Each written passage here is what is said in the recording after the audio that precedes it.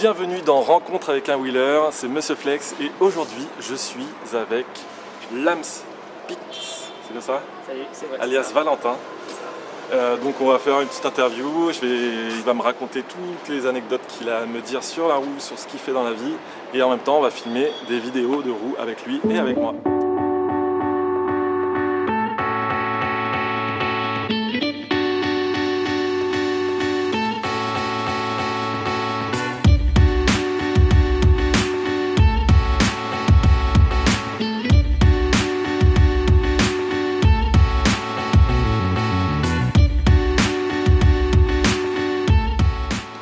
Je m'appelle Valentin Lame, j'ai 23 ans, j'habite à Bourges et je suis concepteur en bureau d'études, donc dans le domaine de la défense. Alors Lamspix, Ouais, c'est ça. c'est ta chaîne YouTube et ta chaîne Facebook, je vais mettre les liens dans la description.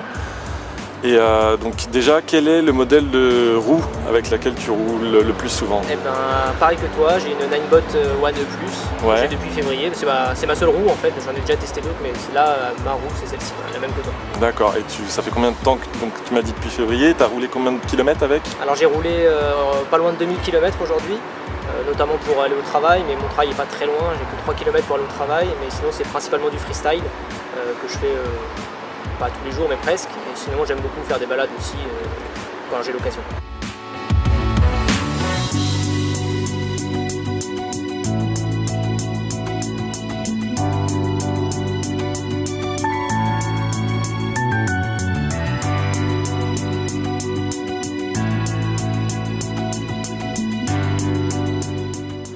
Si tu avais les moyens de t'acheter une roue, là je te donnais, admettons tu gagnes 2000 €, un peu plus même pour certaines roues, quelle roue t'aimerais avoir?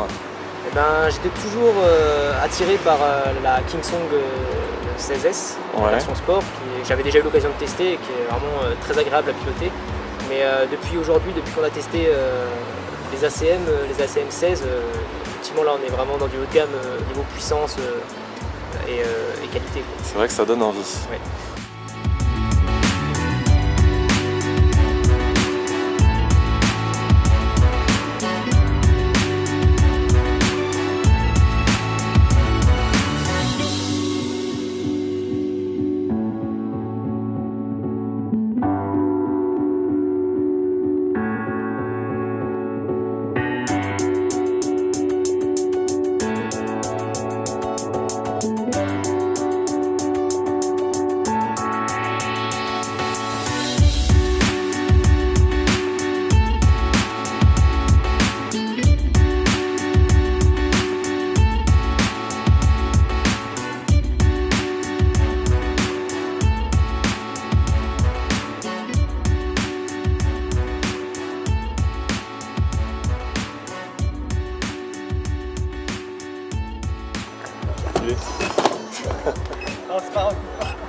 Est-ce que tu es déjà tombé avec ta roue?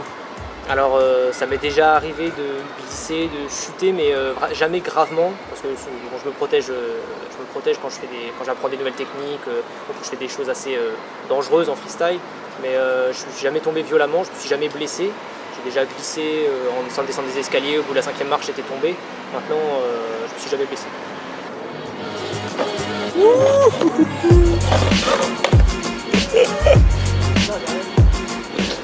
Alors du coup, tu as une chaîne YouTube, c'est comme ça qu'on s'est connus.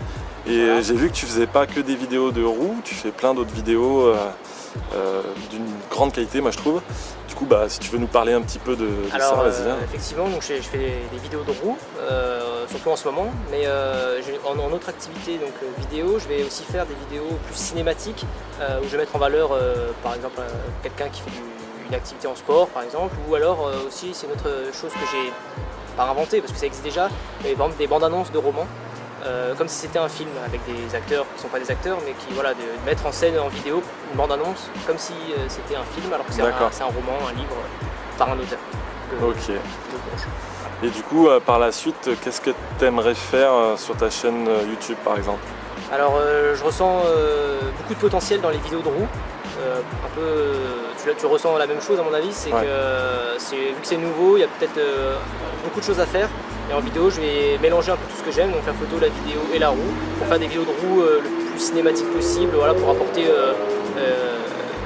une qualité assez propre pour bien montrer la roue, ce qu'on peut faire avec, le freestyle, ou simplement des balades, ou peu importe, je ne sais pas encore ce que je vais faire plus tard, mais il y a du potentiel et je pense que c'est à exploiter dans ce domaine-là.